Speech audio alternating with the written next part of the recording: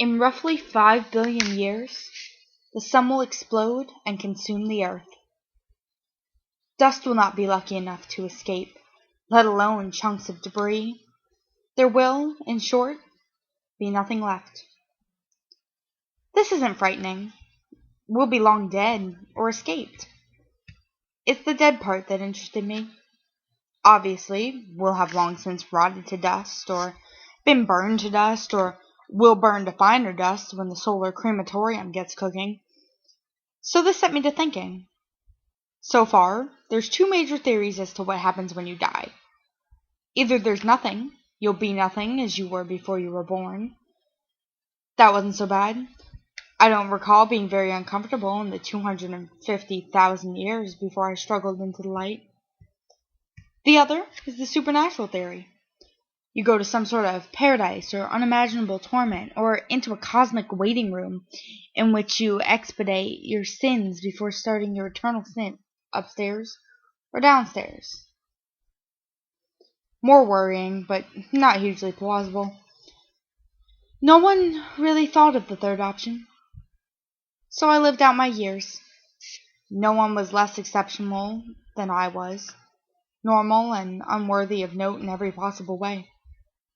I was born, educated, worked, married, sired children, raised them, retired.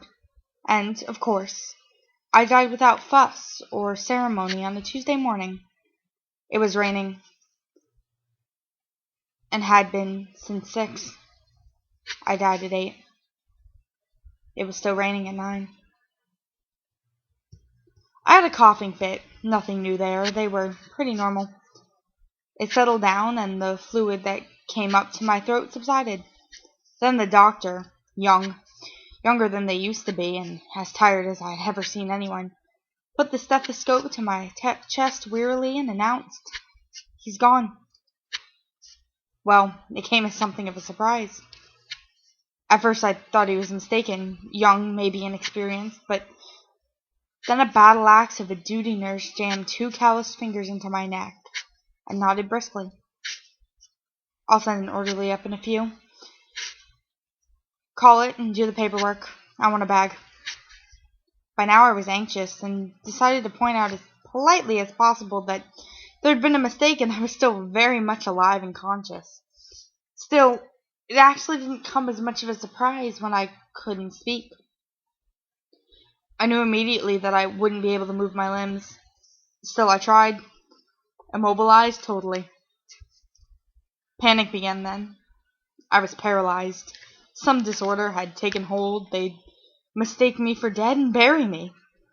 My mind raced. This happened. I'd read about it in papers and seen it in films. I'd wake up in a morgue drawer or on the embalmer's table, or here I was literally blinded for an awful second with terror. A grave. But no, that couldn't be. I was conscious. Nothing has changed. I was just paralyzed. I lay. I watched the clock on the opposite wall and listened to its rhythmic tick. Rain pattered against the window. Activity at last. Figures in scrubs appeared, manhandling me off the sheets and onto a gurney. A sheet was thrown over my face and I was moved downwards. A bang told me I had been consigned to a morgue drawer, and the panic returned, but with no physical outlet, thrashing or screaming. It merely sat like weights on either temple. After what seemed like an hour, but may in reality have been mere minutes, I realized I hadn't been breathing for a while. I didn't know exactly how long. Think of waking up in a different position to the one in which you went to sleep, and you'll have the idea. A change that you can feel but not remember happening. I realized with an odd calm that I wasn't breathing, and didn't feel the need to, because I was dead. This is what happens when you die. Your mind goes on. I wasn't sure for how long, but clearly for quite a while. Time went on. I was moved, embalmed, and placed in a coffin. Not one of these did I feel physically. Have you ever been powerless to prevent some harm befalling you or others? Every fiber straining to avert some disaster and total impotence to do so? It's really most odd. I still wasn't frightened of much of this. I was even calm when the distant voice of my wife in the funeral parlor's office to my left elected, amidst dry sobs, for an open coffin. So I tolerated this. I tolerated watching the face of everybody I'd known, racked with grief, looming obscenely over me as I watched the flickering bulb in halogen light strips in the parlor ceiling. I was even able to smile inwardly as I watched my brother-in-law, with whom I had feuded for the best part of 40 years, force crocodile tears out of loyalty to my sister. I was really only frightened of two things. The first being buried. That thick darkness as some disinterested undertaker closed the lid. And the percussive, heart-rending thuds as it was nailed down. The second was dying forever.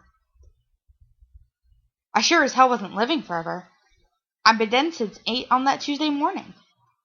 I hadn't breathed, blinked, even moved since then, but I felt exactly the same.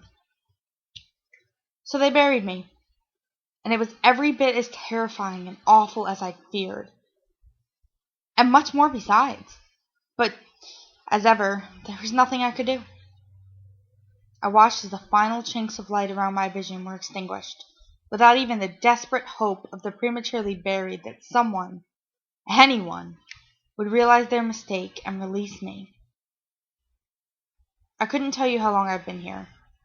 At first, once I'd grown accustomed to lying in darkness with just my own thoughts, I even had the crazy idea that I'd be able to communicate with others buried near me. I guess I dredged the idea of this Dostoevsky story I'd read in university. Bobok, it was called. I assumed that this was what happened to everyone after death.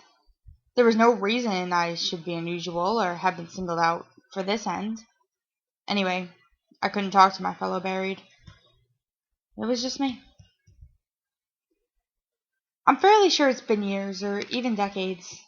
I can't be sure. Imagine closing your eyes, lying in perfect blackness with no reasonable chance of anything intruding on you. Try it, if you have your place to yourself. A few minutes and you'll be restless. A few hours and you'll fall asleep if you haven't moved. I haven't slept. Not so much as a second. My internal monologue is never ending. But I have hope. I've convinced myself my internal monologue is only going on because I have earthly remains. A body, even a decomposed one. Then bones. Then thick dust. In roughly 5 billion years, the sun will explode and consume the earth. Dust will not escape, let alone chunks of debris. There will, in short, be nothing left. I've been dying forever. Now, curl your toes and enjoy that sensation. It might be small, but you'll find out how exquisite it is.